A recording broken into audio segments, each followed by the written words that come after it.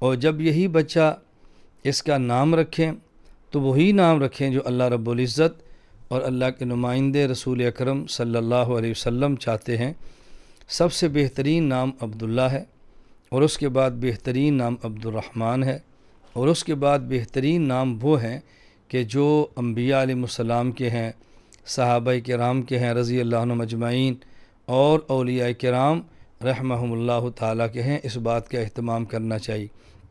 اگرچہ نام رکھتے وقت اس بات کا خیال کرنا چاہیے کہ اس نام کا معنی کیا ہے، لیکن یہ معنی اس وقت دیکھتے ہیں جب یہ پتہ نہ ہو کہ جو ہم نام رکھنا چاہ رہے ہیں یہ نام اس سے پہلے کس شخصیت کا تھا۔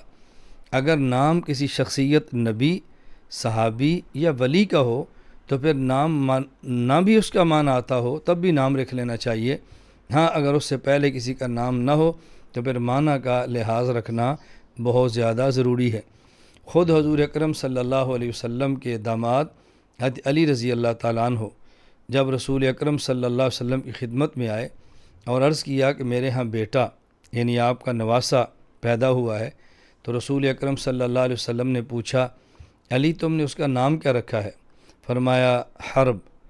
تو اللہ کے نبی صلی اللہ علیہ وسلم نے فرمایا، حضرت علی نے عرض کیا کہ نام حرب رکھا ہے۔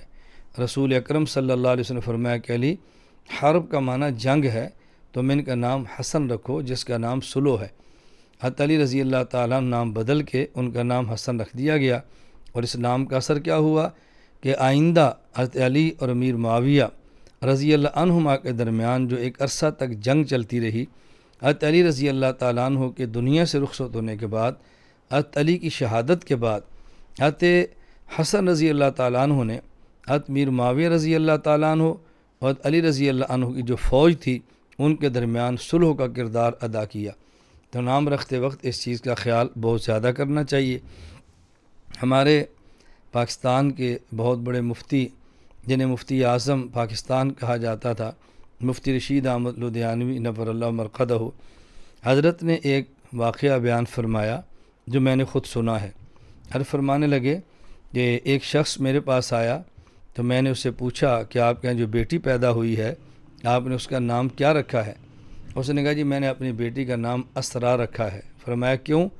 اس نے کہا اس لیے کہ قرآن کریم کے اندر ہے سبحان الذی اسرا بعبدہ لیلا، تو میں نے قرآن کے اندر ایک لفظ تھا اس کی مناسبت سے نام رکھا ہے۔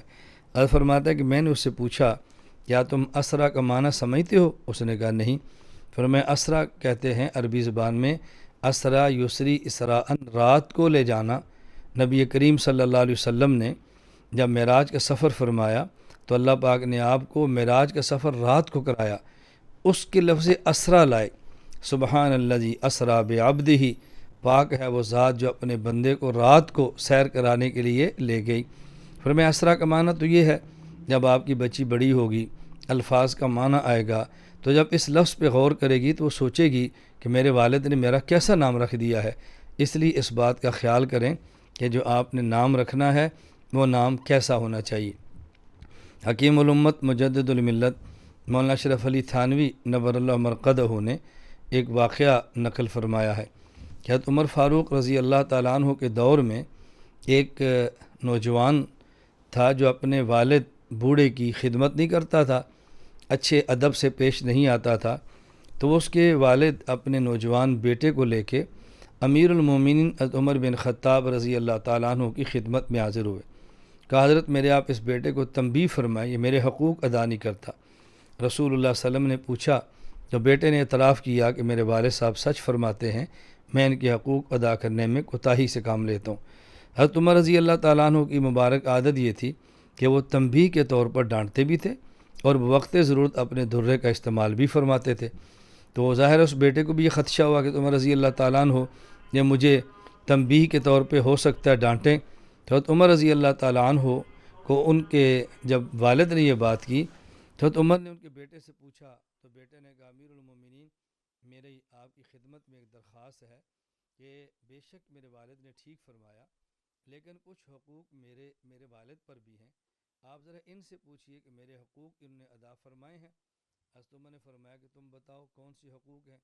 انہوں نے کہا میرا پہلا حق یہ تھا میرا والد نیک عورت سے نکاح کرتا تاکہ میری والدہ نیک ہوتی۔ آپ میرے والد سے پوچھیں اس نے نکاح کہاں کیا ہے، اپنی خواہش کا خیال کیا ہے یا میرے لیے اچھی ماں کا انتخاب کیا ہے۔ نمبر 2، میرا حق یہ تھا کہ میرا والد میری پیدائش کے بعد میرا نام اچھا رکھتا۔ آپ میرے والد سے پوچھئے کہ میرا نام کیا رکھا ہے۔ فرمایا نام کیا رکھا ہے؟ اس نے کہا جی جول جیم عین لام، اس کا معنی ہوتا ہے گندی غلاظت والی جگہ، گٹر کا کیڑا۔ تو اس نے کہا جی ان سے پوچھئے کہ میرے لیے دینی تربیت کا اہتمام کیا ہے۔ اس والد نے کہا جی میں نے دین تو نہیں پڑھایا۔